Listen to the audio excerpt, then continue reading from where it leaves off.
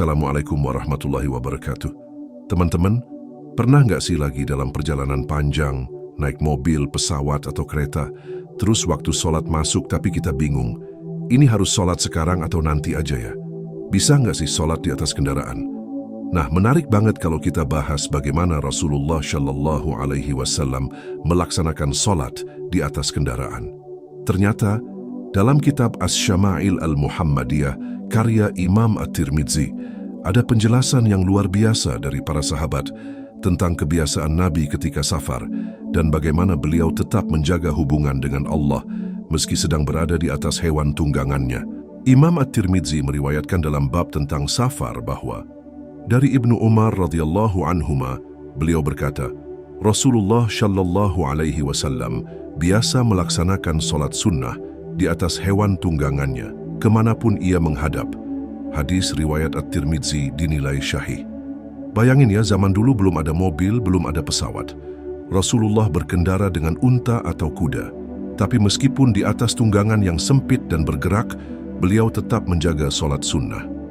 Dan bukan hanya itu, Rasulullah juga tidak selalu menghadap kiblat ketika di atas kendaraan.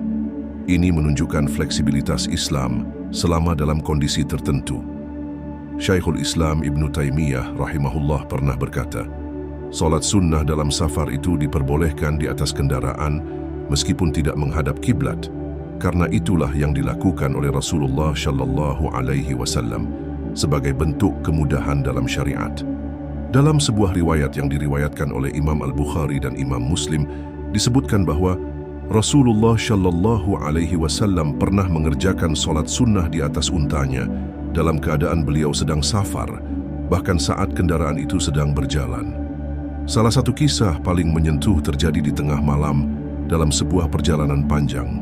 Rasulullah tidak tidur seperti kebanyakan orang. Beliau duduk di atas untanya, mengarahkan wajahnya ke arah manapun unta itu menghadap, namun beliau tetap menunaikan sholat sunnah dengan penuh khusyuk.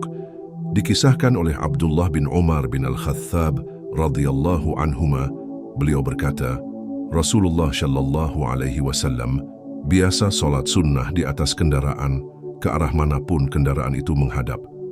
Beliau juga melakukan witir di atas kendaraan, namun beliau tidak melakukan sholat wajib di atas kendaraan kecuali karena darurat. Hadis riwayat Al-Bukhari dan Muslim. Bayangkan ya, di tengah gelapnya gurun malam ketika para sahabat tidur karena lelah perjalanan, Rasulullah tetap bangun. Beliau tidak mencari tempat istirahat yang nyaman dulu, tapi memanfaatkan kendaraannya sebagai tempat sholat, menunjukkan bahwa ibadah bukan soal tempat, tapi soal hati yang terus terhubung dengan Allah. Ada pula kisah dari sahabat mulia.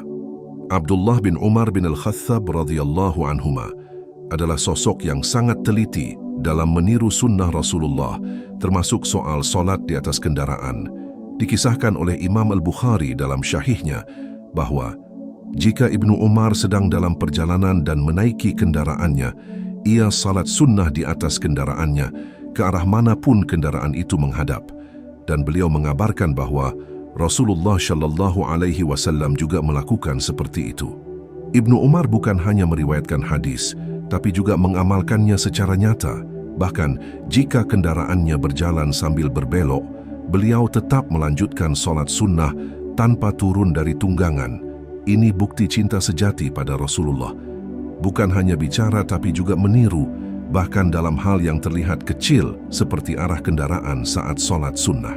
Sahabat lainnya, Anas bin Malik radhiyallahu anhu, yang dikenal sebagai khadim atau pelayan pribadi Rasulullah selama 10 tahun, juga pernah menceritakan, Rasulullah Shallallahu Alaihi Wasallam biasa mengerjakan sholat witir di atas kendaraannya saat dalam perjalanan. Hadis riwayat Muslim. Anas bin Malik tidak hanya menyaksikan langsung kebiasaan ini, tapi mengajarkan dan menyampaikan kepada generasi berikutnya bahwa sunnah ini bukan sekadar untuk zaman gurun dan unta, tapi bisa dihidupkan dalam semua zaman. Nah, di era sekarang bentuk kendaraannya tentu berbeda, tapi prinsipnya sama. Kalau kita dalam pesawat dan sulit untuk berdiri serta menghadap kiblat, maka sholat sunnah tetap sah dilakukan duduk di kursi. Jika sholat wajib dan tidak memungkinkan untuk turun atau menunggu, maka ulama membolehkan sholat wajib di kendaraan jika sudah darurat. Imam Nawawi rahimahullah menjelaskan, jika tidak memungkinkan turun dari kendaraan dan waktunya akan habis, maka boleh solat di atas kendaraan dan menghadap sebisanya.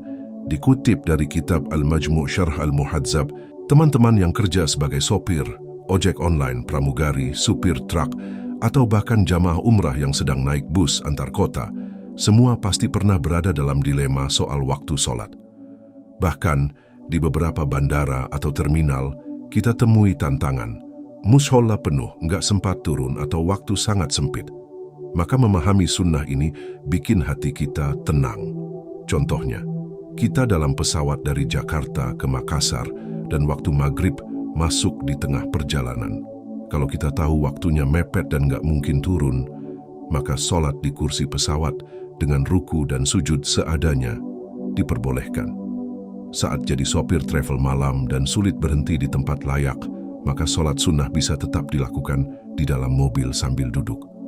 Islam bukan agama yang mempersulit, tapi mempermudah dengan tetap menjaga nilai ibadah. Tapi meskipun boleh, ada adab dan tata cara yang tetap perlu diperhatikan. 1. Solat wajib tetap diupayakan secara sempurna. Kalau bisa turun dan menghadap kiblat, maka harus turun. 2. Solat sunnah lebih longgar, boleh dilakukan duduk dan tidak menghadap kiblat. 3. Niat dan khusyuk tetap dijaga, meskipun dalam kondisi tidak ideal.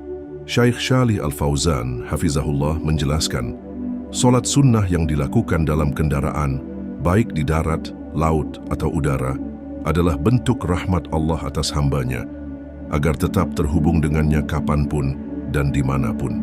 Pelajaran besar dari kebiasaan Rasulullah ini adalah, jangan pernah tinggalkan solat hanya karena kita sedang di perjalanan. Kadang kita merasa, lagi di mobil ini, nanti aja pas nyampe. Tapi kita nggak tahu, apakah nyampenya masih keburu waktu solat atau enggak. Maka semangat Rasulullah yang tetap solat, bahkan di atas unta, harusnya jadi motivasi buat kita. Ibnul Qayyim rahimahullah berkata, tidak ada satupun keadaan Rasulullah Shallallahu Alaihi Wasallam kecuali beliau senantiasa berzikir dan menjaga hubungan dengan Allah. Zadul Ma'ad, Jilid 1. Teman-teman, hidup kita hari ini penuh mobilitas. Tapi jangan biarkan kesibukan dan perjalanan memutus koneksi kita dengan Allah. Rasulullah sudah mencontohkan dengan sangat indah, solat di atas unta, di tengah padang pasir, di antara kesibukan perang dan dakwah. Kalau beliau bisa menjaga ibadah di atas kendaraan zaman dahulu, masa kita yang naik mobil ber-AC, pesawat nyaman, kursi empuk, malah nggak bisa. Semoga dari kisah ini kita makin semangat menjaga solat, kapanpun dan dimanapun.